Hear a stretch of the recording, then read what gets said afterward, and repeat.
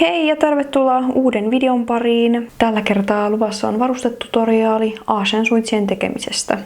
Eli Aashensuitset on ihan perussuitset, joissa on 2 turparemmiä. Jotkut käyttää myös nimitystä englantilaiset suitset 2 turparemmilla, mutta Aashensuitset on se virallinen nimi ja sitten taas englantilaiset suitset on ne, joissa on 1 turparemmi. Multa löytyy niistä inkuistakin tutoriaali, jossa näytän myös ton yhdistetyn niskahihnan, niin linkkaan sen videon kuvaukseen ja tähän videon yläkulmaan nyt. Tänään keskitytään Aashensuitsiin. Tässä meillä on materiaalit, mitä niihin tarvitaan.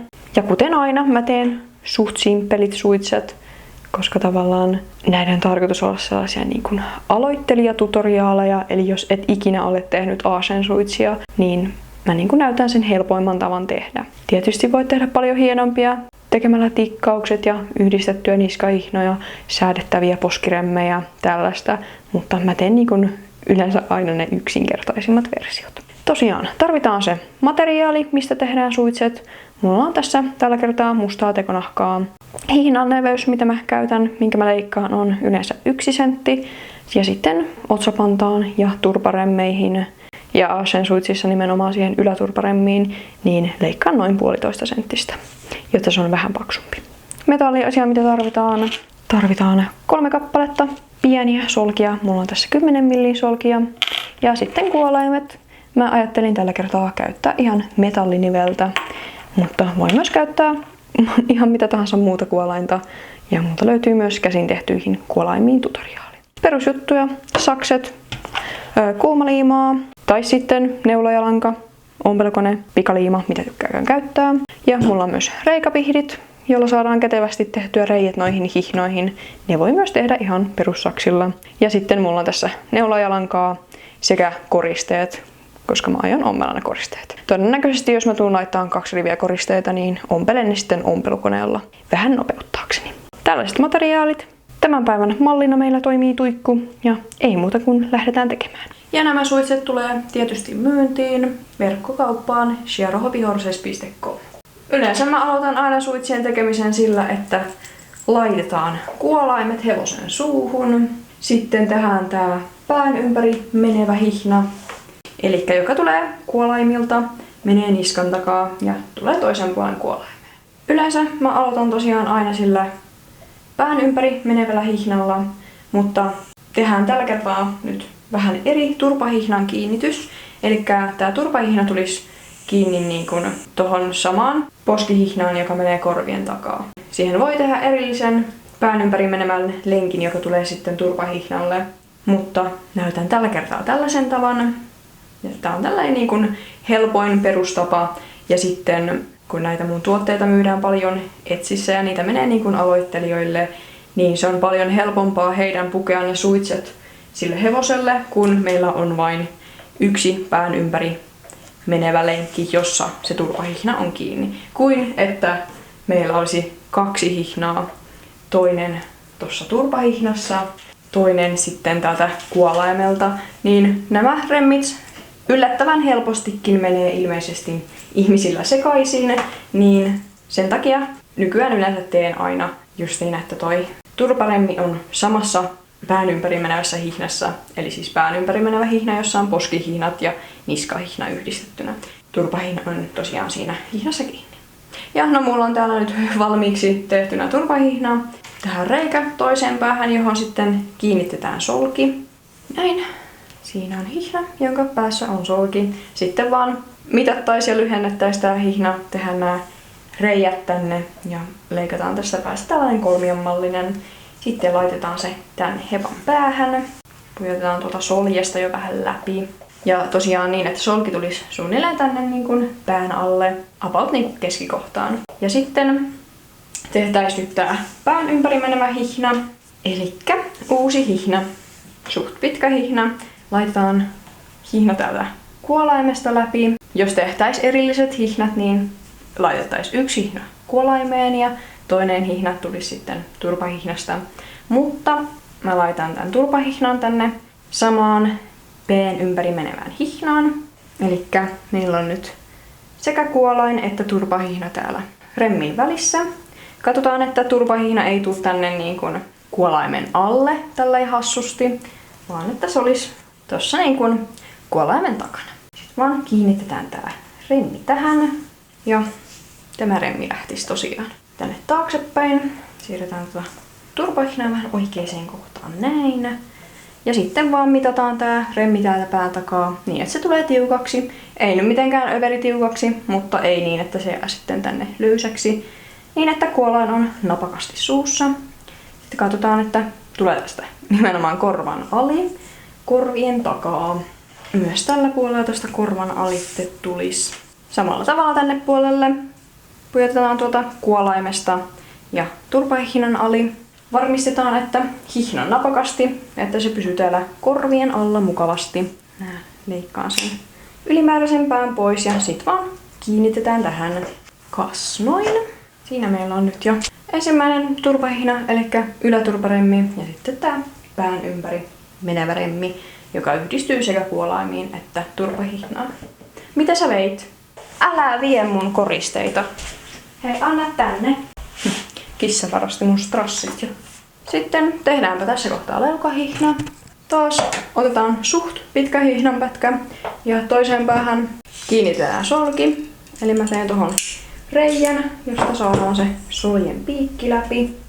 Elikkä hihnan päässä on solki. Sitten laitetaan sitä täältä niin kuin leuan ympäri niin, että solki tulee aina täältä hevosen niin kuin oikealta puolelta. Elikkä solki tulee nyt tässä tapauksessa, kun ollaan vasemmalla puolella, niin täältä leuan ali.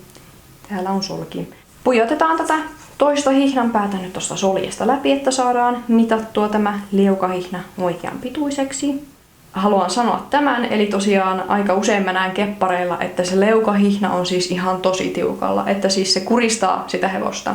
Jos oikeista hevosista tiedätte, niin se leukahihnan pitää olla vähän löysä. Voin olla nyt ihan väärässä, on tosi kauan kun olen ratsastanut, mutta olisikohan niin, että sinne pitäisi mahtua nyrkki. No kepparilla ei nyt ihan niin löysäksi kannata jättää, kun sit se menee helposti niin kuin tänne leuan eteen ratsastaessa. Mutta kuitenkin jätetään sitä vähän löysäksi niin, että se ei näytä siltä, että se keppari kuristuu. Jään tässä nyt saman tien toi otsapanta tähän. Ennen kuin mitataan tuota leukahihnaa sen tarkemmin, niin tehdään se otsapanta. Elikkä uusi hihna, tää ei tarvi olla hirveän pitkä. Se tosiaan menee tästä otsan yli. Elikkä otetaan nämä kaksi hihnaa, poskihihna ja leukahihna.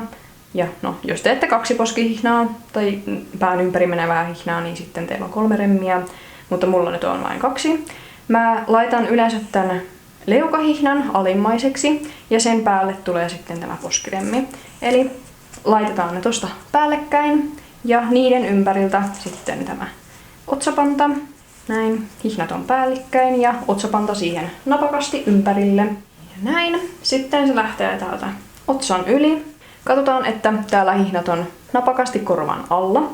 Sitten tämä tulee napakasti otsan yli. Tällä puolella myös laitetaan leukahihna alle ja poskiremmi päälle. Hihnat päällekkäin ja otsapanta siitä napakasti ympäri. Ja katsotaan, että tämäkin tulee täällä niin kuin korvan alle, että tämä poskiremmi ei jää tähän korvan päälle. Eikä tohon alle. Otsapanta saa olla aika napakka. Ja siihen kiinni. Siinä on otsapanta. Ja nyt mitataan tää leukahihna loppuun asti. Eli tosiaan se on nyt täältä soljesta jo läpi, niin ei laiteta sitä näin tiukalle. Ei laiteta sitä niin tiukalle kun se menee. Se ei saa olla yhtä tiukka kuin turvahihna on, vaan jätetään sitä vähän löysäksi. No jos nyt pitää mitata, niin suunnilleen, että tänne menee ehkä noin 2 sormea tänne hihnan väliin. Näette, että se on pikkusen löysänä tässä tälleen realistisesti. Ei todellakaan liian tiukasti, että se tässä pääsee näin vähän liikkumaan. Elikkä tohon tulisi reijät sitten. Ja mä teen ne reikävihdeillä. Pujotetaan hihnan pää soljesta läpi. Ja jätetään tuohon vähän varaa. Ja leikataan siistimmäksi tämä pää, eli sellaiseksi kolmianmalliseksi. Siinä on nyt leukahihna. Se on pikkusen löysä tässä verrattuna sitten turvahihnaan, joka on tosi tiukka. Liittyen tähän, että solki tulee aina täältä niin kuin oikealta puolelta, eli kun me varustetaan hevosta vasemmalta puolelta, niin kuin oikeakin hevosta varustettaisiin, niin soljet tulee tosiaan täältä pään alta. Ja soljen vastakappale, jossa on siis nämä reijät, tulee niin kuin täältä puolelta. Aika usein mä näen, että se on toisinpäin. Ja sitten niin kuin tää soljen pää on pujotettu johonkin tänne niin kuin otsapantaan. Tämä ekstra pää tästä. Mutta ei, se ei ole niin kuin ollenkaan siistin näköistä. Jotta jos täällä on paljon ekstra päätä, niin sitten teette sellaisen pienen lenkin tähän tekonahasta. Täältä näin otettaisiin ohutta tekonahkaa ja tehtäisiin tähän hihnan ympärille tosiaan sellainen pieni lenkki, johon sen ekstra pään saa sitten pujottaa. Jotta ei niin, että solki on tällä puolella ja sitten niin kun kuvitellaan, että tää olisi se hihnan pää, jossa on tosiaan reijät, niin jotta se tulisi tältä puolelta ja soljesta läpi ja sitten se on siis pujotettu tänne johonkin niin kun turpahihnaan ja sitten se niin kun hapsuttaa rumasti tässä. Niin kun ei se ole oikein hevosen suitsissakaan näin. Jotta soljet tulee oikealta puolelta ja sitten solkien läpimenevä hihna reikineen vasemmalta puolelta. Katsokaa oikean hevosen suitsia. Mutta joo, se siitä. Sitten tehtäisiin toi alaturparemmi. Eli taas otetaan hihna ja laitetaan päähän solki. Sitten mitataan se tässä turvalta. Ja solki tulee taas täältä oikealta puolelta pään ali. Pujotetaan tätä hihnaa tuosta läpi. Jo lyhensin sitä siitä, niin on helpompi laittaa se. Ja tosiaan tämä alaturparemmi tulee tänne kuolainten eteen, tavallaan pitämässä niin kuin tämän suun kiinni. Ja se yhdistyy sitten tähän ylempään turparemmiin tosta. Mitataan se niin, että se tulee tosiaan tänne hyvin kuolainten eteen molemmilta puolilta, että se ei jää tähän kuolainten päälle. Suunnilleen tohon ja sitten taas tehdään reijät ja viimeistellään toi hihnan pää. Niin ja tässä kohtaa nyt sitten olisi vielä ohjat. Jos haluaa tehdä kiinteät ohjat, niin otettaisiin vaan pitkä, noin metrin mittainen tekonahkasuikale ja kiinnitetään se molemman puolen kuolaimista. Ja mitattaisiin se, jotta se tulee täältä niin kuin hyvin kaulan ali. Ei niin, että se on tiukasti tässä kaulalla, vaan että se on vähän löysänä täällä. Vähän riippuen siitä, että miten pitkistä ohjista kukin tykkää. Mutta mä ajattelen, että mä käytän näitä nylon-ohjia, jotka mä oon tehnyt. Ja näissä on tosiaan päissä klipsut, niin laitetaan tuonne kuolainrinkulaan kiinni ja sitten tuolta kaulan takaa ja tänne toisen puolen kuolainrinkulaan. Kas näin, meillä on ohjat ja ne ylettyy suunnilleen tänne johonkin puoleen väliin keppiä. Nämä on metrin pituiset ohjat. Joo, sitten tehdään tämä niin kun, yhdistyskappale, joka pitää nämä turpahihnat yhdessä. Ja sitä varten tarvitaan ihan tällainen lyhyt tekonahkasuikale, joka tulee tämän alaremmin ympärille tästä ja kiinnittyy sitten tänne yläturparemmin tai ylemmän turparemmin alle. Eli tämän näköinen. Mutta mä näytän sen tuossa pöydällä nyt, niin saatte vähän paremmin idean, että miten se tehdään. Senhän voi tehdä näin, että se menee molempien hihnojen ympäri ja sit vaan ommeltaisi se tosta niin kuin kiinni yhteen. Mutta mä haluan tehdä sen vähän, siistimmin ja realistisemmin, koska oikeinkin hevan suitsissa se tällainen lenkki tulee tosiaan tästä ylemmästä turparemmista täältä. Niin, mä otan nyt tän pois hepan päältä ja näytän tuossa pöydällä, että miten toi lenkki tonne tehdään. No joo, mäpäs nyt otan vielä nämä ohjat täältä irti, niin ei ne sitten häiritse sen enempää. Mutta joo, eli tässä meillä on suitset. Laitetaan tää leukahihno tonne nyt ylös. Täältä löytyy kuolaimet ja ylempi turparemmi on tässä. Ja täällä on sitten tämä vielä irrallaan oleva alaturparemmi. Niin mä aloitan sillä, että mä laitan tällaisen lyhyen palan tästä turparemmin ympäri. Ja mä en jaksa yleensä ommella tätä tonne kiinni, niin mä teen sen ihan liimaamalla. Jaha, hei Santtu, mitä kuuluu? Laitetaan tämä pieni pala täältä niin remmin ympäri. Näin. Niin, että siitä jää ihan joku maks puolisen senttiä, jotta se taittuu tähän niin kuin nurjan puolen päälle. Niin, liimataan se tuohon. Eli tämmönen. Ja nyt koska meillä on tämä nurja tekonahan kangaspinta tässä, niin sen pystyy liimaamaan tänne tekonahan nurjalle puolelle. Nämä tarttuu toisiinsa. Jos tää olisi tekonahkapinta tässä, niin se ei tarttuisi. Koska tekonahkapinta ei niin kuin pysy liimalla. Jotta nämä nurjat puolet pystyy hyvin liimaamaan. Ja tämä kiinnitetään tähän ylempään turparemmiin. Katsotaan täältäkin, että solki on täällä alhaalla ja sitten tästä niinku keskikohta. Tähän keskikohtaan tänne hihnan alle. Niin, että nämä remmit tulisi niin kuin tälleen hyvin vierekkäin. Ei niin, että ne on päällekkäin, eikä niin, että tähän sit jää tällainen raku. Vaan tälleen hyvin vierekkäin. Sitten vaan liimataan tämä osa tänne taakse. Ehkä näin. Nyt on molemmat turparemmit siinä. Ja täällä on se lenkki. Ja nurjalta puolelta näyttää nyt tältä. Ei muuta kuin leikataan tämä extra lärpäke tästä pois. Kas näin. Siinä meillä on nätti lenkki, joka yhdistää nämä turpahihnat. Ja se on tosiaan kiinteänä tässä ylemmässä turparemmissä, mutta tykkään tehdä niin, että se alempi turparemmisten pääsee täällä liikkumaan ihan vapaasti. Näin se on oikean hevosenkin suitsissa. Elikkä siinä on nyt turparemmit. Laitetaanpa vielä takaisin tonne hevosen päähän, niin saatte paremman idean tästä. Siinäpä on Asian-suitset. Täältä näyttää tosiaan tuo turpaosa. Siinä on lenkki, joka menee tämän alaturparemmin ympäri ja on tosiaan kiinni tuolla ylemmän turparemmin alla. Ja no, tässä on Asian-suitset valmiina, mutta mä vielä laitan sinne koristeet ja ajattelen käyttää tällaista sinistä strassia. Ja no, tehdäänpä nyt kaksirivisestä strassista nämä koristeet. Eli jos teillä on tätä samaa strassia, mitä mä käytän, ja se on niin kuin kaksirivisenä, nämä on niin kuin kiinni toisissaan nämä strassirivit, niin se on kaikista helpoin ja paras ommella ompelukoneella. Eli tässä on 2 strassiriviä, joiden välissä ne on niin kuin tässä suunnassa kiinni toisissaan, niin ommellaan tosiaan tästä keskeltä. Ja se on kaikista nopein ompelukoneella ja tietysti kaikista kestävin. Niin mäpäs nyt näytän vielä tämän koristeiden ompelun vaikka tähän otsapantaan. Ja koristeet kannattaa siis aina ommella, varsinkin jos käytätte tekonahkaa, koska tekonahassa ei pysy liima. Tässä nahkapinnalla ei pysy liima. Jotkut, pikaliimat ehkä saattaa pysyä, mutta ehkä kaikista paras on siis kontaktiliima. Jos haluatte liimata ne koristeet, niin kontaktiliimalla. Ja sitten niin kun varmistatte, että niin kun painatte sitä tarpeeksi kauan ja että se liima niin kun kuivuu. Pikaliimakin voi pitää suht kauan, mutta mulla on Jupin suitsissa on liimattuja strasseja. Ja sieltä on nyt yksi kirjain sitten irronnut vuosien saatossa, jotta pikaliimakaan nyt ei ole paras. Ja kuuma liima tosiaankaan, se ei pidä tässä nahkapinnalla yhtään mitään. Niin sen takia ompelu, mikäli vain koristeet on ommeltavat. Jos mahdollista, käytä ompelukonetta, koska se on kaikista kestävin. Mutta jos teillä on vaikka vaan yksi rivi strassia tai timanttiketjua, niin sitähän ei voi ompelukoneella ommella, niin sit vaan ommellaan se käsin. Mutta mä näytän nyt vaikka tuolta ton koneompelun, kun teen 2 riviä strassia.